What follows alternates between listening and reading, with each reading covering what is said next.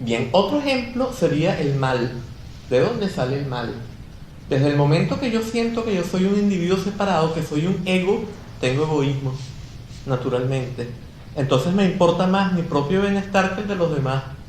Termino estando dispuesto a, por mi bienestar, hacerle daño a otro. Entonces el mal surge también de esto.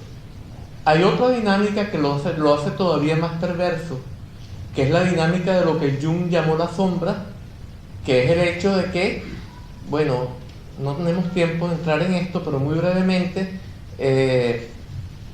a uno, por ejemplo, para que aprenda a funcionar en la sociedad, su madre tiene, y luego otros individuos tienen que percibirlo mal cuando hace cosas que no son socialmente aceptables. Entonces uno siente que uno es esa cosa que ella percibió como uno, que es algo terrible. Entonces uno siente como si uno es un monstruo, pero luego si uno se porta bien, entonces ella le dice chiqui, chiqui, chiqui, y no se ríe, ¿no?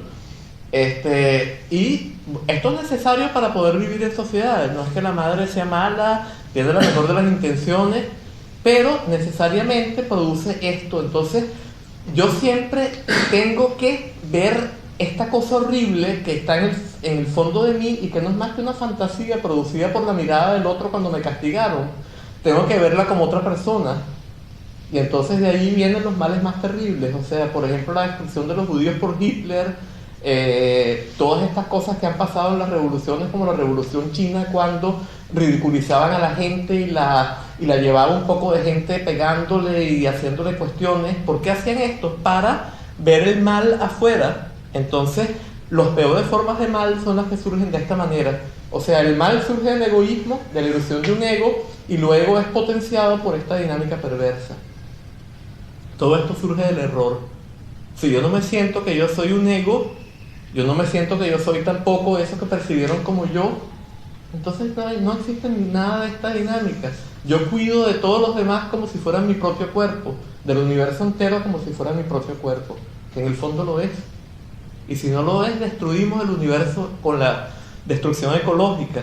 Queremos apropiarnos todo aquello, creamos una maquinaria tremenda para poder apropiarnos todo lo que queremos disfrutar nosotros y destruir todo aquello que sentimos que nos amenaza, creando una maquinaria superpoderosa para ese fin. ¿Y qué terminamos haciendo? Produciendo una crisis ecológica que, si todo sigue como va, destruirá la especie dentro de muy poco tiempo.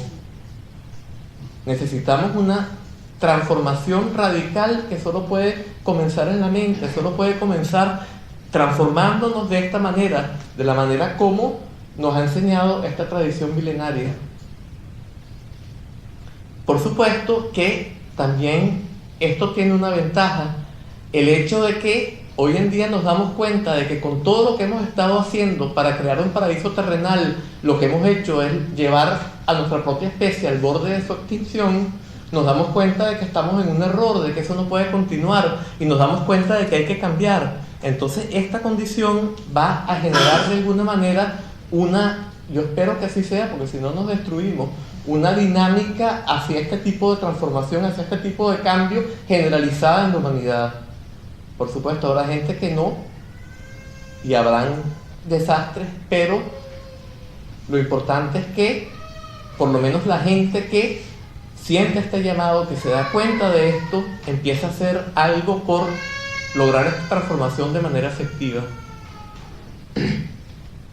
Bien, la tercera noble verdad, ¿cuál es? Bueno, la ausencia de las dos primeras. Pero no es una mera ausencia, porque también hay una sabiduría que es capaz de hacer lo necesario por lograr el bien de todos los seres y que responde a la situación de cada uno de manera perfecta, de una manera totalmente espontánea. Esa es la sabiduría de la budeidad. Por último, ¿cuál es la cuarta noble verdad? Es el sendero que permite ponerle fin a las dos primeras y obtener esa sabiduría que es inherente a la tercera, y que se explica en el budismo en términos del octuple noble sendero, pero que aquí vamos a explicar de una manera diferente, como el sendero, los tres senderos y los 9 vehículos. Los 9 vehículos no vamos a poder decir mucho porque no tenemos tiempo, pero por lo menos los 3 senderos. Entonces estos 3 senderos tenemos que entender de dónde sale esto. O sea, esta forma de explicar existía en el Tíbet en la época de la primera difusión de la enseñanza, en la época de Padmasambhava. Pero luego, con la llegada de las otras tradiciones que no tenían Dzogchen, se generalizó otra forma de explicar que era Hinayana, Mahayana, Vajrayana. Claro, como no había Dzogchen, no podía haber una forma de explicar que dijera vía de renuncia, vía de transformación y vía de autoliberación o liberación espontánea. Tenía que ser Hinayana, Mahayana y Vajrayana. Y esta forma de enseñar se perdió, y el maestro que la ha sacado a la luz en nuestra época ha sido Chogyam Namkhen Norbu, el maestro que es el guía supremo de la comunidad Dzogchen. ¿Y de dónde la ha sacado? ¿La ha inventado? En absoluto. Esta enseñanza está, por ejemplo, en un famoso terma, una enseñanza tesoro que extrajo Örgen Limpa en el siglo XVI, que se llama el Katan Denga, que originalmente era un libro de Namkhen Nyingpo, uno de los discípulos directos de Padmasambhava. Él lo reveló en el siglo XVI y es un libro que está en la biblioteca de trabajos y archivos tibetanos en Dharamsala, por ejemplo. O sea, es un libro totalmente aceptado por todo el mundo. Claro, alguna gente podría pensar, ¿y no lo habrá inventado él? Bueno, en 1899 un campesino iba caminando por las arenas de la ruta de la seda en el Turquestán chino y se hundió en la arena y encontró que había caído en una bóveda donde había unas estatuas maravillosas y una biblioteca gigantesca. Eso era el oasis de Tunhuang.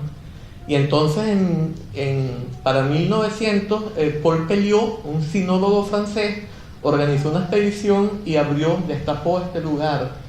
Y allí se encontró un libro de Nubchen Sangye Yeshe que se llama el Samten Migren, que había estado ahí enterrado por lo menos desde el siglo XII o XIII después de Cristo, con comprobación por todos estos métodos de carbono 14 y los métodos más modernos.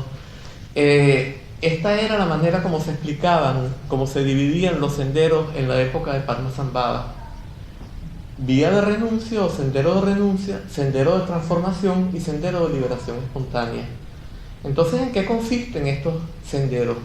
El sendero de renuncia consiste en lo siguiente: yo siento que las pasiones son como serpientes venenosas que me pueden destruir, y por lo tanto trato de evitar los estímulos que las activan. Entonces me voy a un monasterio, o si soy en el Shravakayana, el vehículo de los oyentes o escuchas, que son los que están siempre oyendo las enseñanzas que da un Buda, o a falta de un Buda, que dan los amigos espirituales, y oyendo va aplicando con el objeto de transformarse en un arhat. Pero por supuesto esto no soluciona las cosas, porque si yo me voy a un monasterio, en el monasterio terminan reproduciéndose todas las cosas que hay en la sociedad. Siempre cada monje quiere ser el mejor monje. Va a haber un monje que tiene celos porque el otro es mejor y le mete una zancadilla, hablando simbólicamente, metafóricamente, no, le mete una zancadilla para que el otro tropiece. O sea, le hace algo para que se vea mal a los ojos de los demás. Hay competencia, todas las pasiones se van a ir dando, se reproduce un micromundo igual que el mundo externo, y no se han eludido los estímulos que activan las pasiones. Y aunque se hubieran eludido, ¿qué hemos ganado? Si de todas maneras cuando encontremos esos estímulos se van a activar las pasiones, no hemos solucionado la raíz del problema. Por supuesto, el ideal viene siendo que, alejándonos de esos estímulos, logremos un trance meditativo tal que luego nos permita cuestionar nuestra experiencia en ese trance meditativo para ir más allá del dualismo y descubrir la condición primordial del individuo. Por supuesto que esta es la idea, pero no funciona tan fácil. Además es una vía muy lenta. ¿Por qué es muy lenta? Porque yo tengo que ir en contra de mis propios impulsos, ¿no? A lo mejor yo quisiera ver a la chica bonita que está allá, pero yo tengo que concentrarme en el punto que está aquí. Hay un ejemplo muy bueno de un poema del sexto Dalai Lama, él decía, bueno, en una traducción libre, decía algo así como: cuando quiero visualizar el Yidan, su rostro no viene a mi mente. En cambio, tu rostro, amada mía, le viene espontáneamente, ¿no? Es evidente que hay ciertos estímulos que vienen de manera natural y es mucho más fácil trabajar con ellos, a favor de ellos. Es mucho más fácil navegar a favor del viento que en contra del viento. De la otra manera es mucho más difícil. Tomemos un ejemplo que daba un estudioso del budismo occidental que tuvo muchos errores muy graves, pero que tenía un genio para explicar cosas para los occidentales, doctrinas esenciales del budismo, que fue Alan Watts. El ejemplo que él daba es: no piensen en un mono. ¿En qué están pensando?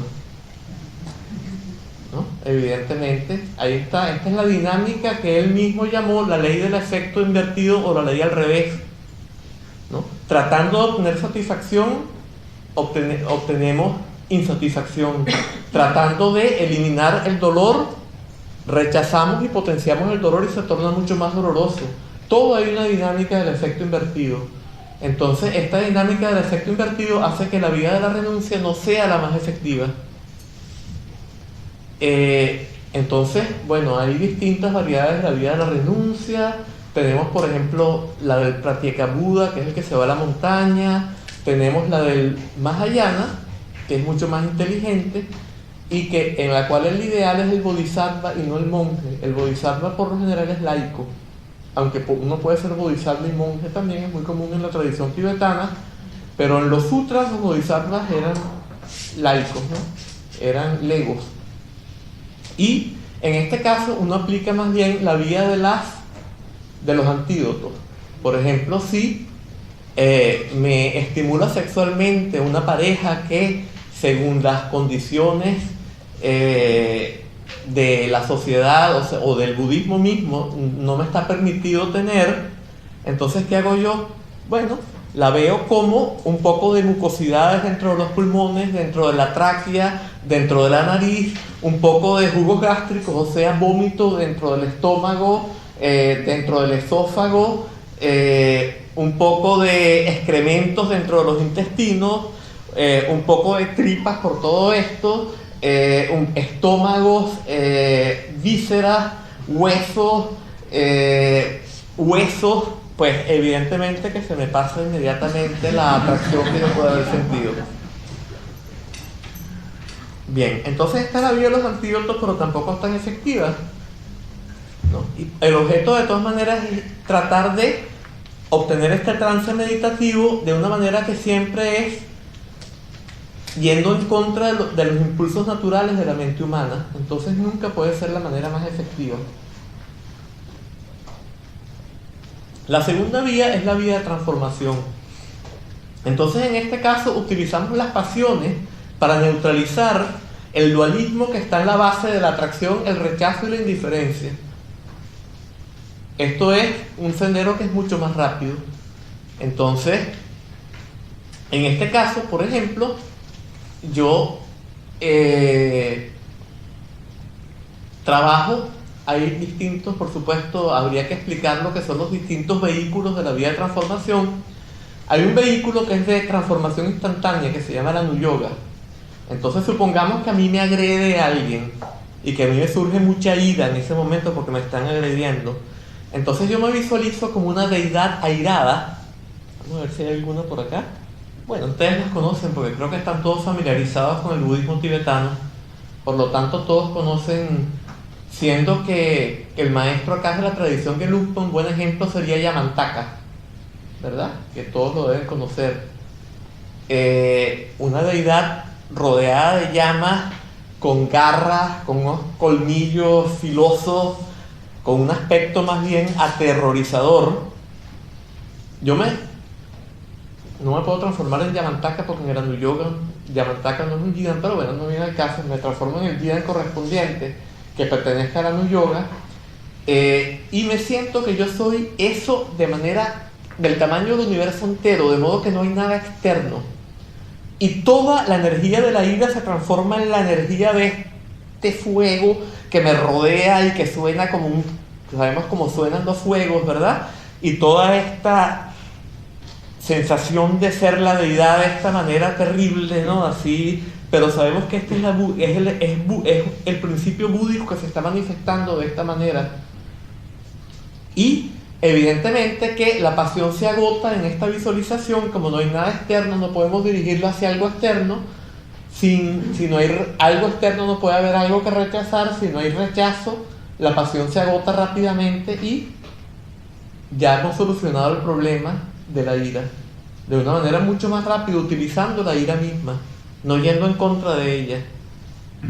Entonces se dice que todas las pasiones son originalmente sabidurías. Entonces la ira es la sabiduría cual espejo, que percibe perfectamente la situación.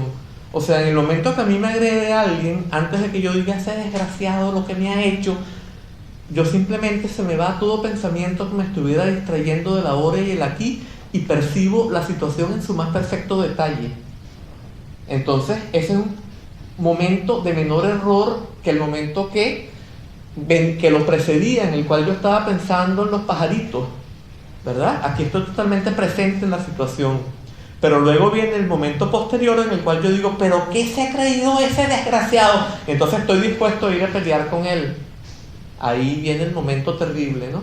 Puedo caer en una pelea, me pueden matar, puedo yo matar al otro, aunque no lleguemos a enfrentarnos, se me retuerce el estómago, se me dañan, me sube la presión arterial, o sea, verdaderamente es absolutamente negativo. Entonces, ese segundo momento es una transformación del primer momento, que es la sabiduría cual espejo. Lo mismo sucede, por ejemplo, con el deseo erótico. En el primer momento es sabiduría discriminante. ¿Por qué discriminante? Porque evidentemente que yo no siento ningún deseo erótico hacia este libro. No puedo. Ni siquiera hacia cualquier individuo por igual, ¿no? Si yo soy un individuo heterosexual, lo siento hacia las mujeres, pero no hacia todas las mujeres. Si soy hombre, hacia algunas mujeres. Bueno, hay hombres que no discriminan, pero bueno. Lo más sutil sería discriminar, ¿no? Y entonces no todas las mujeres me van a producir esto, solamente algunas mujeres. O sea que es sabiduría discriminante. Entonces en el primer momento lo que hay es una sensación como agradable, como placer, pero me acostumbro a ella y entonces surge esta avidez por querer intensificar esta sensación, y entonces entro en esta dinámica. Bueno, aquí tenemos cómo hacemos para transformar el deseo erótico en la sabiduría que él es originalmente. Bueno, también tenemos métodos en los cuales, reteniendo la siguiente esencia, uno entabla una relación erótica en la cual logra un estado de placer total a través de producir calor. Por supuesto que esto no se puede lograr intencionalmente. Esto tiene que darse las condiciones, tiene que ser la pareja ideal, las dos partes, tiene que ser el uno para el otro y tiene que darse de una manera espontánea. Pero hay otras maneras, porque se habla de la vía de las puertas superiores y la vía de las puertas inferiores. La vía de las puertas inferiores es trabajando con yoga y visualización. Y entonces de esta manera, a través de la respiración del Kumbhaka, introduciendo los aires en el canal central, y con cierta visualización de un fuego aquí abajo, llego verdaderamente a producir un calor acá que sube por el canal central. Esta es la energía femenina, va derretiendo la energía masculina y se van dando los grados sucesivos de placer. Entonces, en el Dzogchen, por ejemplo, si además de esto yo agrego la unión erótica, pues puedo lograr el placer absoluto, y entonces evidentemente que ahí no puede haber ningún deseo. Esto es más allá del deseo. Entonces, ¿cuál es el principio en el tantrismo? Bien sea con la claridad de la visualización, bien sea con un placer muy intenso, como en estas prácticas en las cuales se produce placer total, bien sea con la vacuidad, pero sobre todo con estas tres experiencias, que son las tres experiencias más poderosas que yo puedo tener a los niveles correspondientes del cuerpo, de la voz y de la mente. La vacuidad al nivel de la mente, la visualización a nivel de la energía, o sea, la claridad, la visualización, y la sensación a nivel del cuerpo. Con todas estas tres experiencias de los tres niveles correspondientes al grado más extremo, Entonces allí cuestionar la mente con una instrucción oral secreta que nos da el maestro, se rompe totalmente el dualismo y entro directamente en el estado de budeidad. Entonces es un método mucho más directo que el método de la vida de renuncia. Pero requiero, por lo general, desarrollar la visualización en un retiro muy largo. Entonces todavía es un método que no es el más directo de todos. Pero este método requiere más capacidad que el primero. Se dice que es como producir una medicina a partir de mercurio, ¿verdad? Si yo la produzco puedo obtener todos los beneficios de la medicina, pero si no la sé preparar, me puedo envenenar con vapores de mercurio y termino con un problema en el sistema nervioso degenerativo que termina desbaratándome. Entonces es un método que es mucho más peligroso que el de la vida de la renuncia, aunque es mucho más directo y mucho más rápido. Por último, tenemos la vía de autoliberación o liberación espontánea, que viene siendo el Hatha Yoga Tantra o Dzogchen. Entonces, en este método, el principio no es ya la transformación. O sea, en la vía de transformación, podríamos decir que el principio es el siguiente: yo transformo la visión impura en visión pura. Tomemos el ejemplo de un dorje o vajra puesto verticalmente, ¿verdad? Abajo tenemos 5 puntas y arriba tenemos 5 puntas y en el centro tenemos una esfera. Esa esfera representa aquello que no tiene límites, no tiene ángulos. Los ángulos representan los límites. ¿Y cuáles son los límites? Son los conceptos. Todo concepto se define por contraste con otro, todo concepto excluye algo. Entonces esta esfera representa el Dharmakaya, la verdadera condición de la mente. Las 5 puntas de abajo representan la condición impura, representan la condición ordinaria del samsara, del error, en la cual percibo los 5 elementos como 5 elementos concretos: lo sólido como en sí mismo sólido y concreto, lo líquido como en sí mismo líquido y concreto, lo gaseoso como en sí mismo gaseoso y concreto, lo ígneo como en sí mismo ígneo y concreto, y el espacio como algo autoexistente en lo cual se manifiestan todos los demás estados de la materia. Y al mismo tiempo tengo las 5 pasiones. Entonces todo esto constituye el Nirmanakaya, desde aquello que significa Nirmanakaya en este vehículo particular, que no es lo mismo que significa en el Dzogchen, etc. Y del lado de arriba tengo las 5 elementos transformados, que es luz, como yo me percibo a mí mismo como la deidad, que es pura luz, como un holograma, y todo el universo como un holograma de pura luz también. Entonces ya esto transforma totalmente mi percepción, y transformo las 5 pasiones en las 5 sabidurías. Entonces este es el principio de la vía de transformación. Y trabajando con estas 3 experiencias tan poderosas, logro entrar en el estado de budeidad a través de transformar mi visión. Bien, la vía de liberación espontánea, el Dzogchen, muchas veces decimos autoliberación, pero autoliberación puede dar la idea de que yo me libero por mí mismo. Esa no es la idea.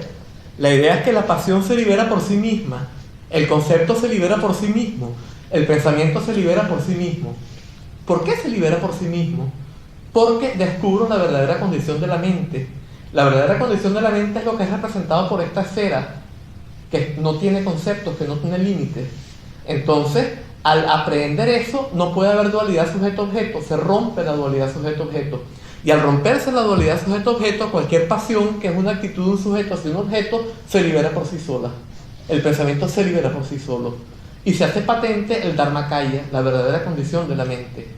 Esto es la enseñanza Dzogchen. Pero esto requiere todavía más capacidad, porque no es tan fácil descubrir el Dharmakaya. Claro, el Dzogchen tiene métodos muy poderosos.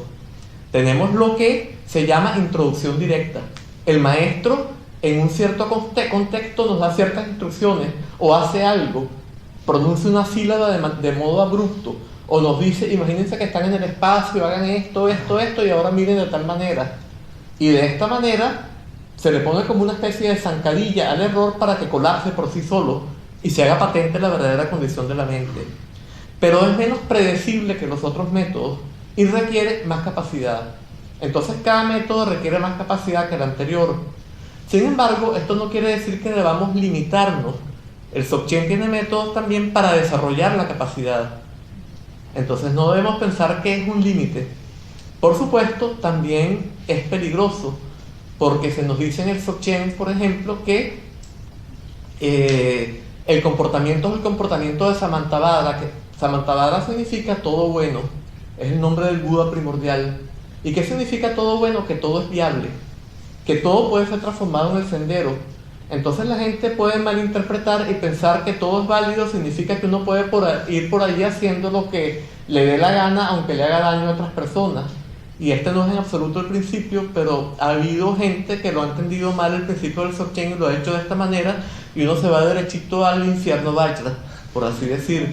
Entonces evidentemente que requiere mayor capacidad para poder discriminar cuál es el verdadero método de la práctica y no ir por el sendero equivocado. Hay una famosa historia que es la historia de Tarpa Nakpo. Tarpa es liberación, como ustedes saben, y Nakpo es negro. Entonces este es un señor que... Tenemos unos minutitos. Paramos a las 8, ¿qué les parece? ¿Sí? Y dejamos tiempo a preguntas y respuestas, como empezamos un poquito tarde. ¿Sí? Bien. Bueno, muy brevemente, eran un amo y un sirviente y fueron de un maestro, y este maestro les dijo, bueno, miren, hay tales métodos para reconocer la verdadera condición de la mente. Cuando ustedes están en la verdadera condición de la mente, ustedes dejan que el comportamiento surja espontáneamente a través de ustedes, pero tienen que hacerse darse de que estén en el estado de la verdadera condición de la mente. En ese estado, como no hay sensación de un ego, no hay egoísmo, y todo lo que surge, surge por el bien de todos los seres, de manera totalmente espontánea. Entonces cada cual entendió a su manera, y ellos dijeron, bueno, ahora cada cual se va a ir por su lado y nos vamos a encontrar dentro de un año. El que era el sirviente, que había sido liberado de ser sirviente, se fue a una cueva y estuvo meditando y logró un estado, se estableció en el Dharmakaya y logró un estado en el cual, todo surgía espontáneamente a través de él, pero de manera totalmente beneficiosa para todos los seres.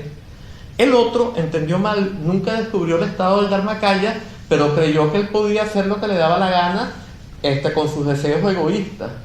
Y creó una red de mal y una banda de bandidos, con el perdón de la redundancia, y de esta manera pues se transformó en un ser poderoso maligno. Y al cabo de un año se reunieron y fueron donde el maestro y le preguntaron quién es el que tenía la razón, porque se habían puesto a discutir y no lograban ponerse de acuerdo.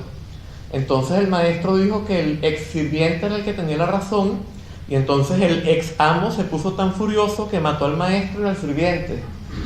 Y bueno, tuvo 500 encarnaciones en el infierno Vajra, y 500 como alacrán, y 500 como no sé qué, y al 500 y 500 y 500, y luego se manifestó en el reino humano y finalmente fue subyugado por Hayagriva y Vajrapani, dos deidades airadas. Y esto hizo que se produjera en él un calor muy tremendo que hizo que él le ofreciera su cuerpo como ofrenda a los budas, pero al final terminó que se le profetizó que él iba a ser el último Buda del Kalpa. Esto también es un aspecto importante porque indica que el que entra en el sendero del Dzogchen, aunque haya entrado de manera equivocada, si entra de manera equivocada le pueden pasar cosas terribles, pero siempre al final va a tener la realización garantizada, pero de una manera que es mejor evitar, y es mejor tener la realización en esta vida haciéndolo correctamente. Entonces, esta es la moraleja de este punto, ¿no? Bueno, y con esto yo creo que terminamos y damos chance a preguntas y respuestas.